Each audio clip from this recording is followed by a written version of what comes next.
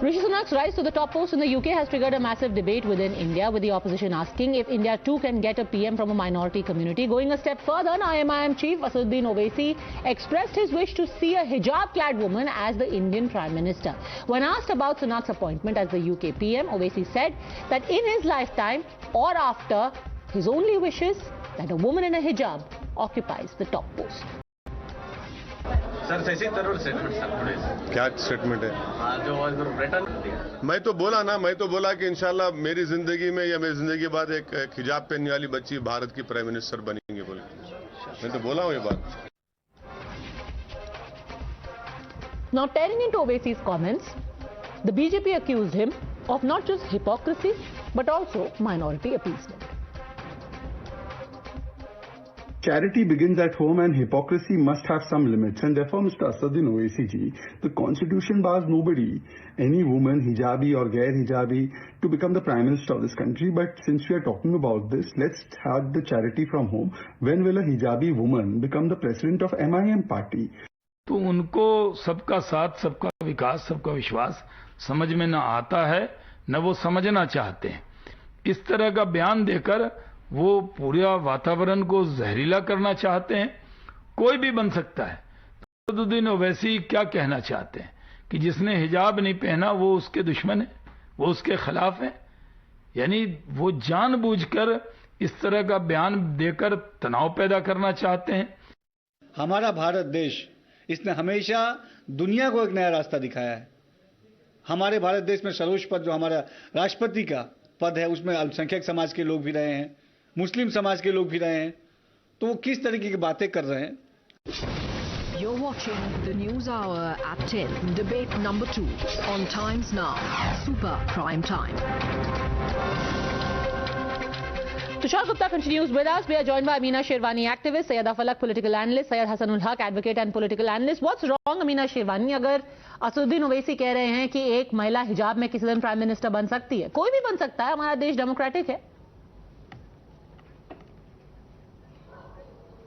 बिल्कुल, मगर मैं ये कहूंगी कि एक इंसान जो कुरीति को फॉलो कर रहा है, जिसको हमारा संविधान, कुरान और सारे ग्रंथ कुरीति कहते हैं, पर्दे को कुरीति फॉलो करने वाला क्यों बने हमारे देश का प्रधानमंत्री?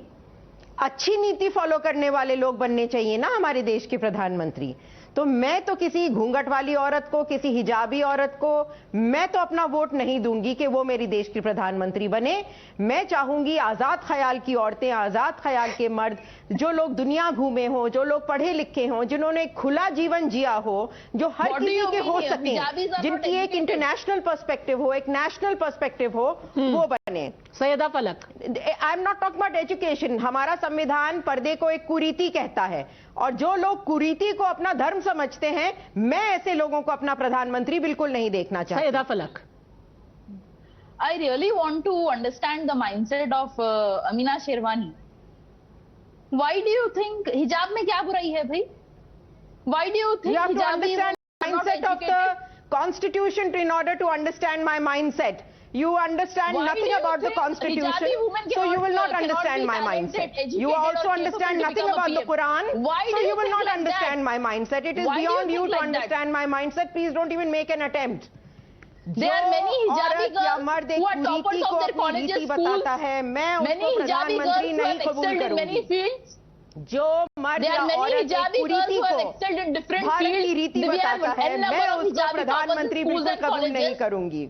They may be in different fields, मगर वो एक कुरीति को फॉलो कर रही हैं और मैं उनको सपोर्ट नहीं करती. जो भी कुरीति को फॉलो करेगा, मेरा सपोर्ट उसको नहीं मिलेगा. आपको तकलीफ क्या है हिजाब से? आप बिल्कुल सही हैं, कोई कुछ भी बन सकता है, कोई कुछ भी बन सकता है. बट ये बताइए, I just actually want to ask you, Syeda Falak, by all means women in hijab, women in any field should be encourage, that's your argument. But अगर असदुद्दीन ओवैसी साहब कहते हैं कि एक प्रधानमंत्री को हिजाब में होना चाहिए एक दिन, should charity begin at home in his own party? And I want to point out to you, who is the president? Asaduddin Owaisi. Who is the General Secretary? Syed Ahmad Pasha Qadri. Who are the national spokespersons? Asim Waqar Waris Pathan. Who is the Telangana leader of opposition in the Vidhan Sabha? Akbaruddin Owaisi. Karnataka State President Usman Ghani Humnabad. Wakeel Ahmed, Tamil Nadu state president, Maharashtra state president Imtiaz Jaleel, Jharkhand state president Mohammad Shakir Ansari, Akhtar ul Iman, Kalimul Hafiz, Shaukat Ali, Nayyar Kazmi. यहाँ कहाँ है हिजाबी महिलाएं? पद्मजा जी, PM बने हिजाबी but AIMIM ना बने हिजाबी, क्यों? नहीं, पद्मजा जी, आपको ये बात पता होनी चाहिए कि एमआईएम ने हमेशा से जो है ना वुमेन कैंडिडेट्स को सीट दिया है, एमएलए की, बिहार से, यूपी से। मैम मैं तो बोल रही हूँ कि आप ये बता दीजिए ना कि अभी जो एआईएमआईएम के अध्यक्ष है वो हिजाबी महिला क्यों नहीं है? क्यों नहीं है हिजाबी महिला? देश क्या, पहले एआईएमआईएम की पहले वो लीडरशिप करें। Padmaja ji, AIMIM has got a very courageous, dynamic, educated, intellectual, legendary leader as its chief. Till he is there, but why not nobody deserves to take his place. The country also has a very dynamic, courageous leader as its prime minister. But the point being made was that a woman in a hijab should be the prime minister. My question is, let that charity begin at home. Why can't that charity? अरे आप member of parliament बनाइए, आप leader of opposition बनाइए, आप प्रदेश अध्यक्ष बनाइए, आप राष्ट्रीय प्रवक्ता बनाइए। अरे सैयदा फलक जी, आप इतनी डायनामिक करेजियस हैं, आप नेशनल स्पोक्स पर्सन क्यों नहीं है? मैं तो कहती हूँ आप बने अध्यक्ष, इतनी डायनामिक, इतनी करेजियस। पद्मजा जी, हर चीज का वक्त होता है, वक्त पर जब होना होगा, जब वो होगा, जब असदुद्दीन ओवैसी साहब को लगेगा कि कोई औरत या कोई लेडी काबिल है तो जरूर बनाएंगे। वैसे भी वो तो लगता है कि प्रधानमंत्री बनने के काबिल है, अपनी पार्टी को लीड करने के काबिल क्यों नहीं है? इतने उनके मेंबर ऑफ पार्लियामेंट हैं, एक महिला नहीं, इतने राष्ट्रीय प्रवक्ता हैं, एक महिला नहीं। Let me actually now tell you something very interesting. आपने बोला and let me get in Syed Hasnul Haq on this. आपने अभी बोला कि इतने सारे टिकट्स दिए जाते हैं महिलाओं को। Strangely, of all the names that have been declared right now for the Gujarat elections, it's just round the corner, we've got a few names. I think सिर्फ 5 candidates have been declared so far, Syed Hasnul Haq, and those candidates are Shahnawaz Khan Pathan, Abdul Bashir Sheikh, Sabir Kabuliwala, Waseem Qureshi. Why is that? हिजाबी महिला क्यों नहीं है उनकी किसी भी seat में? First of all I would like to thanks now. Padmaja ji, आप कह रही थी, बहुत अच्छी बात कह रही थी कि एमआईएम में क्यों नहीं कोई भी मुस्लिम महिला या फिर कोई ऐसी महिला। हेलो, हाँ जी, बोलिए। जी, आप कह रही थी अभी, लेकिन मैं आपसे ये भी सवाल करना चाहूंगा, क्या आरएसएस में कोई महिला है हमारी घूंघट वाली या हिजाब वाली? कोई आरएसएस में कोई ऐसी महिला है? अगर आरएसएस में कोई घूंघट वाली महिला है, आई स्ट्रांगली एडवोकेट कि वो प्रथा बंद करनी चाहिए, हिजाब वाली, क्योंकि किसी महिला को, this is my standard stand, किसी भी महिला को घूंघट में नहीं रहना चाहिए। आप बहुत अच्छा बोलती है। अगर आरएसएस में भी है, बीजेपी में भी है, कहीं और भी है, घूंघट खत्म करो। ये बताइए, घूंघट क्यों खत्म कीजिएगा ma'am? It should be ended. If you think I'm going to sit here and say कि आरएसएस में घूंघट में महिलाएं बैठी हैं तो 3 चेयर्स नहीं, खत्म कीजिए। But that being said, sir, AIMIM के चीफ हिजाबी महिला क्यों नहीं? बहुत अच्छा बोल रही है पद्मजा जी, आप ही को सुन रहा था मैं लगातार, बहुत अच्छा बोल रही थी आप लगातार है। बोलिए। आप घूंघट की बात करें, मैं घूंघट की नहीं। कौन आरएसएस की आज तक चीफ कोई महिला बनी आरएसएस में? अरे आरएसएस में कोई ऐसा कोई व्यक्ति है, कोई महिलाओं को सम्मान मिला, इज्जत मिला? आरएसएस किधर से आ गया? यहाँ आर्ग्यूमेंट असदुद्दीन ओवैसी साहब कर रहे हैं, आप डिपेंड आरएसएस को करना है। आरएसएस की भी बात कीजिए ना, हम तो कह रहे हैं। अरे तो आरएसएस थोड़ी ना कह रहा है कि घूंघट वाली महिला को प्रधानमंत्री बना दो। जो कह रहे हैं they have to explain themselves. जिस दिन आरएसएस बोलेगा कि घूंघट वाली महिला को प्रधानमंत्री बनाओ, उस दिन सवाल करेंगे उनसे। और पहली बात तो ये करेंगे कि आप ऐसा आर्ग्यूमेंट क्यों कर रहे हो कैसे कि किसी को घूंघट में रहना चाहिए? कैसे नहीं आर्गुमेंट करूं मैं इस चीज पे? आप कह रही हैं क्या हिंदुस्तान में आज कितने लोग हैं मुसलमान? सबका साथ सबका विकास का मोदी जी वादा करते हैं। क्या उनके मंत्रालय में थोड़ी ना बनता है भाई? रोटेशन में किसी को पीएम बनाते रहो। अरे मुख्तार अब्बास नकवी 2 साल इसको बना दो, फिर 2 साल उसको बना दो, फिर 2 साल उसको बना दो। मेरिट से बनेंगे, जो जीतेगा, जिसको लोग चूज करेंगे।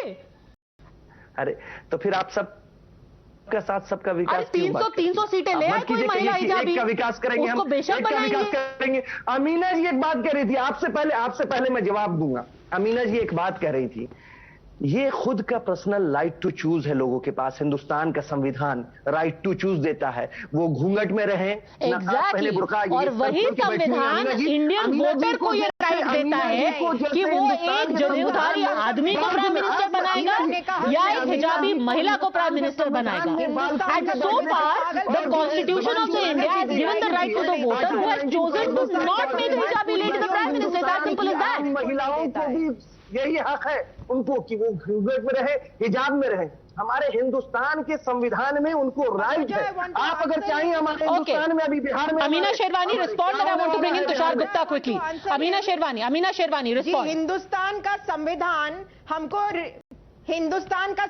हमको एग्रेसिव चीजें चूज करने की राइट बिल्कुल नहीं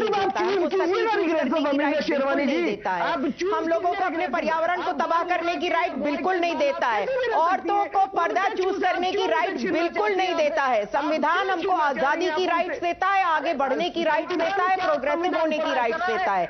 रिग्रेसिव होने की राइट्स बिल्कुल नहीं देता है संविधान। रिग्रेशन के खिलाफ है हमारा संविधान, हमको पीछे ले जाने के खिलाफ है संविधान। औरतों को आजादी से दूर रखने के खिलाफ है संविधान। Okay, by the way, since you were talking about the RSS, sir, let me also tell you that the All India Muslim Personal Law Board, which is the primary body for upholding the personal law of Muslims, also in the board has one president, 5 vice president, 1 general secretary, 5 secretaries and 12 office bearers, and none of them, sir, not a single one is a woman. President महिला नहीं है, हिजाब छोड़िए, vice president महिला नहीं है, सचिव नहीं है, महासचिव नहीं है, ऑफिस बेरर्स नहीं है, कोई महिला नहीं है all India Muslim personal law board में, और होनी भी नहीं चाहिए। उनकी मर्जी है, वो उनको जो मेरिटोरियस लगेगा उनको वो रखेंगे वहां पर। That being said, the prime minister of the country Tushar Gupta is representative of the electoral democracy. Should it be a representative electoral democracy in putting a woman in a hijab? Because these women as much are a part of our democracy as anyone else. As Ameena Sherwani, as you. You know, Padmaja, my answer to this is very simple. Without intellectualizing it, without getting into the political bickering, मैं सीधा जवाब दे रहा हूँ। इसका कल से मैं ये जवाब दे रहा हूँ। आपको लगता है कोई माइनॉरिटी से पीएम बनना चाहिए? ठीक है, 2024 आ रहा है, 1.5 साल रह गया, आप खड़ा करिए वो लीडर। आपको लगता है कि हिजाबी महिला हो, मुसलमान व्यक्ति हो, किसी और माइनॉरिटी का भी क्यों ना हो, आपको लगता है वो 272 सीटों की कोalition स्टिच टुगेदर कर सकते हैं? आप लाइए उनको इलेक्टोरल अखाड़े में, आप उनसे इलेक्शन लड़वाइए, बात खत्म। कॉन्स्टिट्यूशन आपको राइट दे रहा है, इलेक्शन कमीशन को कोई प्रॉब्लम नहीं हो सकती, बीजेपी को कोई प्रॉब्लम नहीं हो सकती, वोटर्स को अगर वोट करना होगा कर देंगे। अमेरिका में भी तो इल्हान ओमर करके है ना, तो आप इंडिया में भी जो आप कह रहे हैं कि हिजाबी महिला है वो प्राइम मिनिस्टर बननी चाहिए, आप उनको लाइए इलेक्शन में। या तो आप इलेक्शन की बात करें कि आपको इलेक्शन लड़ना है, पर बात यहां वो नहीं है। बात यहां यह है Padmaja, that they want the post of the PM to become symbolic and remote controlled. They want it to become a grant of sorts that, oh, you are a vibrant democracy, so a minority member should be given the PM's post as a grant of sorts. That is not how it works.